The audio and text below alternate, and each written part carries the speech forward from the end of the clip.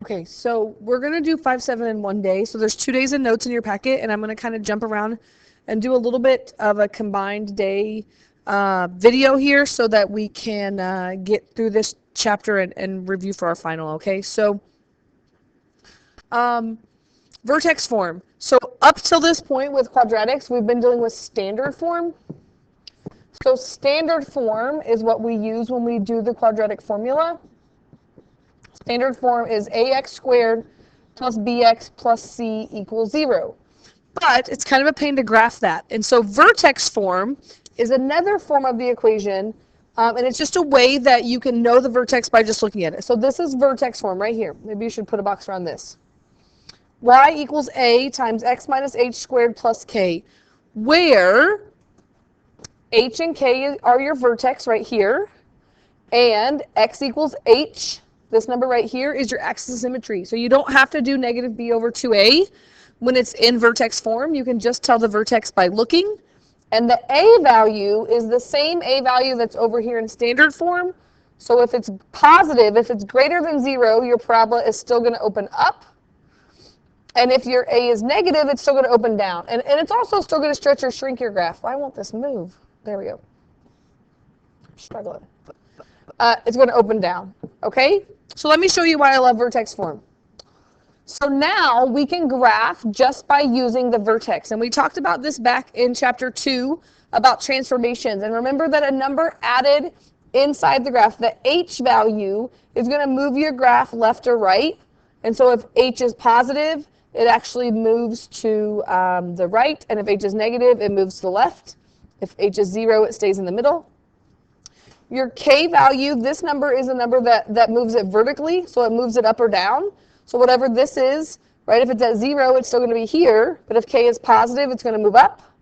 If k is negative, it's going to move down. And then a, not only does it tell you if it opens up, so if a is positive, it opens up. If a is negative, it opens down. But it also tells you if your graph stretched or shrunk any by that like 1, 3, 5 rule. So again, your a value, depending on what number it is, tells you how the graph's changed. So let me show you what that looks like. So this is already in vertex form. Here's the vertex form.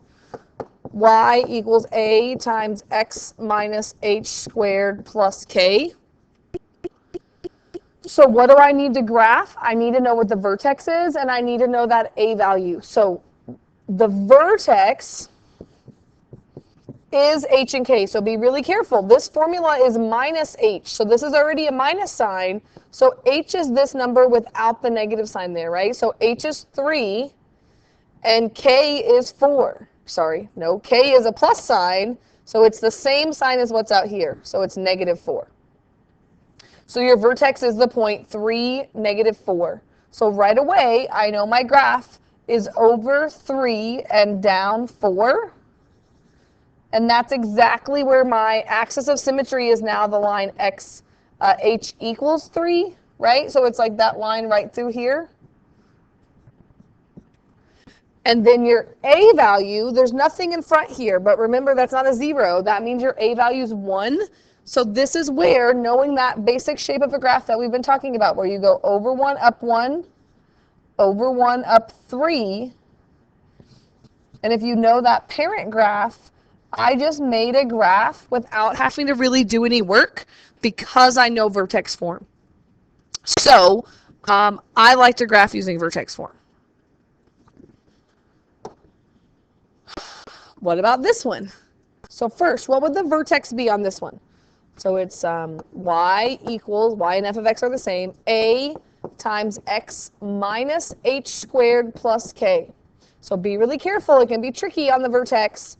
The h is always the opposite sign. So now that this is a plus 1, h had to be negative 1, because think about minus and negative is how that became plus. And then the k value is the same. So negative 1, 3 is my vertex.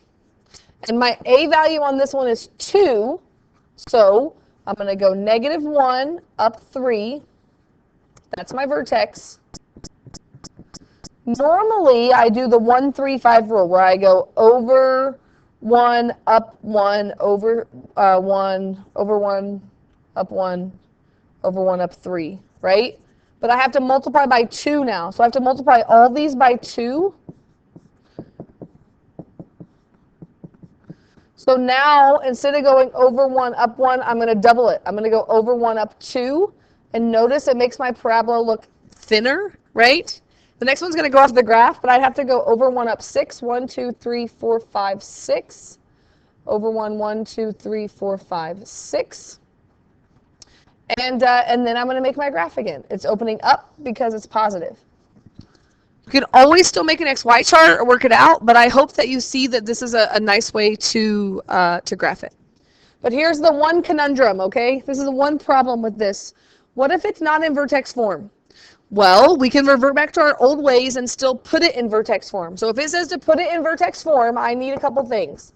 I need an A, and I need to know what my H and K values are. So right away, A is the same A value that's here. So I know in this case, A is just 1. But I need to find my H and K. Remember that my vertex is H and K.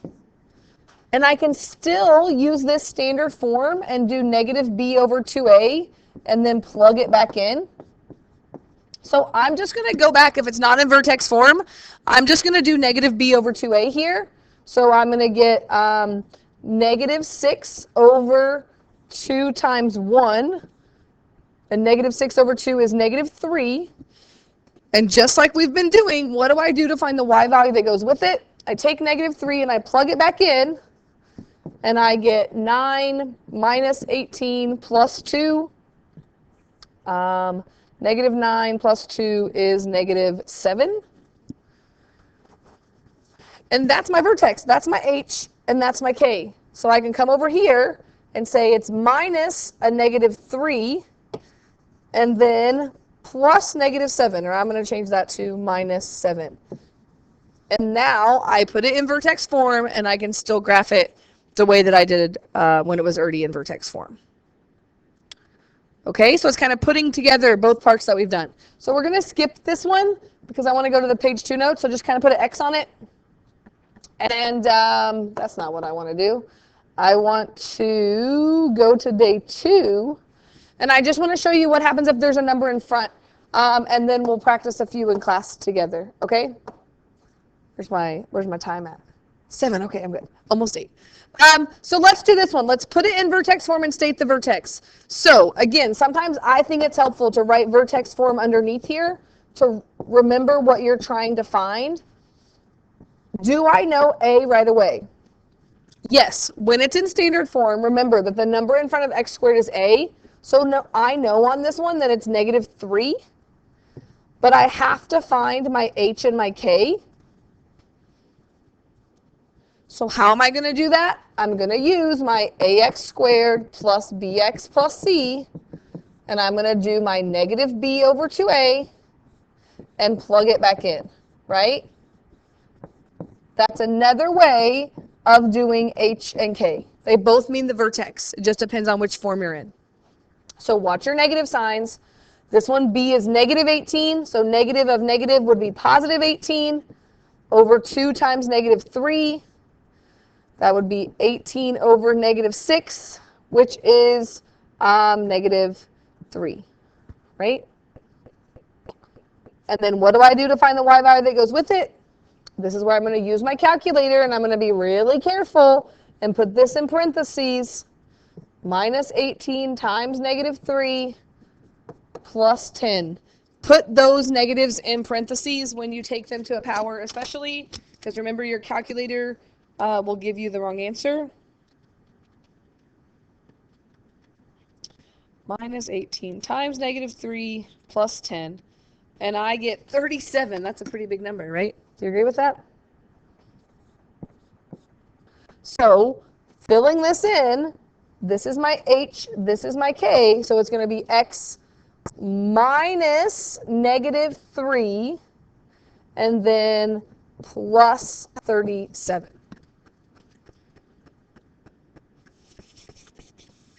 Do you agree with that? Now, what does that mean when I graph it? Well, that would be a pretty crazy one to graph because it's a really high number, but this negative 3 tells me that it's going to be opening down, right? and my vertex here would be negative 337. So that's another way that we can find our vertex.